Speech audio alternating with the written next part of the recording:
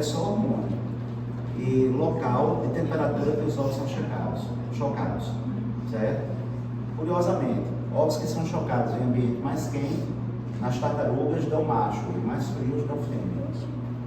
E aí a tartaruga faz o ninho de maneira circular, para uma parte dos ovos ficar em ambiente mais quente e uma parte dos ovos ficar em ambiente mais frio. Isso significa que o aumento da temperatura global pode acabar extinguindo os répteis, certo?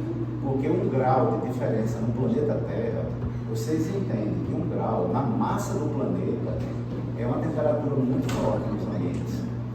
E esse 1 grau pode ser a diferença para só deixar todas as tartarugas, por exemplo, do sexo masculino. Já crocodilos, a temperatura quente dá fêmea, a temperatura fria dá macho. É o inverso, mas de qualquer maneira é a temperatura, do mesmo jeito. Então a alteração de temperatura do planeta pode gerar esse problema nos répteis, certo? Mas aí, o que acontece com a menina? Uma menina, essa estrutura que não tem testosterona, ela desce. E essa porção aqui sobe. Essa porção, quando sobe, vai criar os grandes lábios vaginais. Então, o mesmo tecido do saco escrotal, o tecido do saco escrotal é o mesmo tecido que forma os grandes lábios e pequenos lábios. Entende? Quando as pessoas falam de pessoas trans, elas seguem essa linha de hormônio que você está falando, de carga hormonal, de jeito. Até agora, muitos estudos na biologia têm sido feitos e até hoje só se chega a uma conclusão. Isso é um fator psicossocial. É um fator psicossocial. E o quê? As pessoas intersexo, elas são alteração por uma sombra. Mas na realidade, o que aparece na nossa espécie é a síndrome de Klinefelter, que ele é XXY, é homem, mas tem características femininas, aparece o desenvolvimento dos seios, o testículo atrofiado, o pênis atrofiado, mas ele tem retardo mental também. Então, não é uma condição, digamos assim, de alteração. Mas não existe hermafrodita perfeita na nossa espécie. Intersexo é Chamada, né? Mas não existe hermafrodita perfeita na nossa espécie. Mas intersexo seria isso, que os dois sexos. Não, é os cromossomos, a alteração do cromossomo. Certo? Nascer homem XXY ou mulher XX, que a gente chama de superfêmea. Tá? Apesar de ser chamado de superfêmea, elas têm atrofia do órgão, certo? E são normais em relação à mentalidade. Então, inclusive tem também indivíduos supermachos que é chamado XYY, mas são mentais, extremamente agressivos.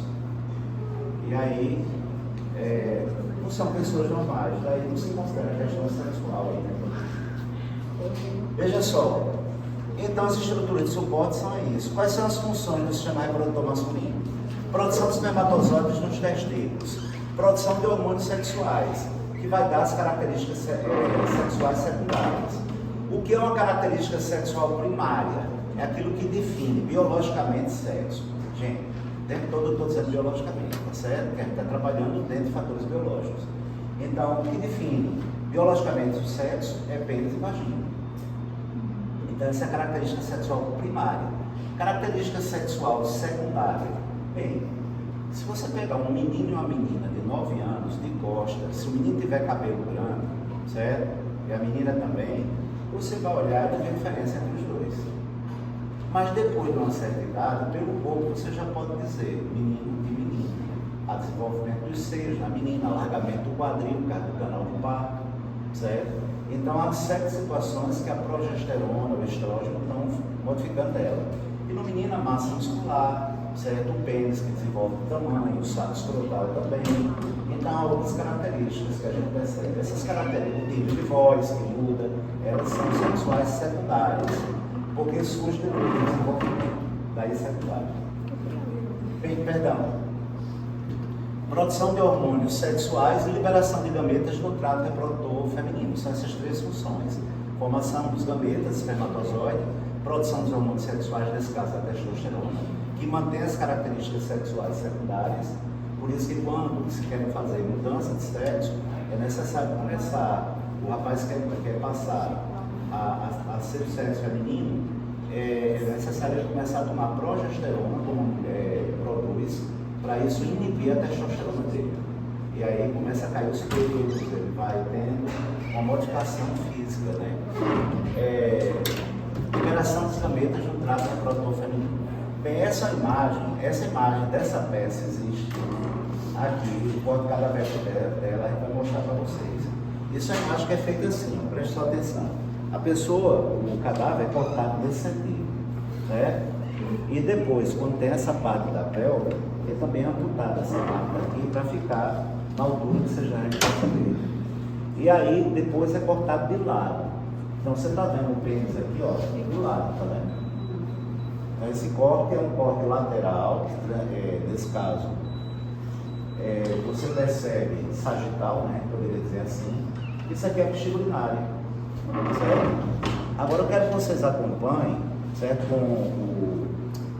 o laser, certo? Acompanhem aqui a bexiga urinária, como ela vai descendo. A urina vai passando por aqui, isso aqui é o uretra, a uretra vem por aqui, tá vendo? Deu para perceber bem a uretra? Sim. Agora veja, eu quero que você perceba que a uretra está passando por uma glândula aqui atrás, tá vendo? Sim. Se isso é um corte transversal, essa glândula foi cortada. Portanto, a outra metade da glândula está na outra parte, né, que foi cortada, correto?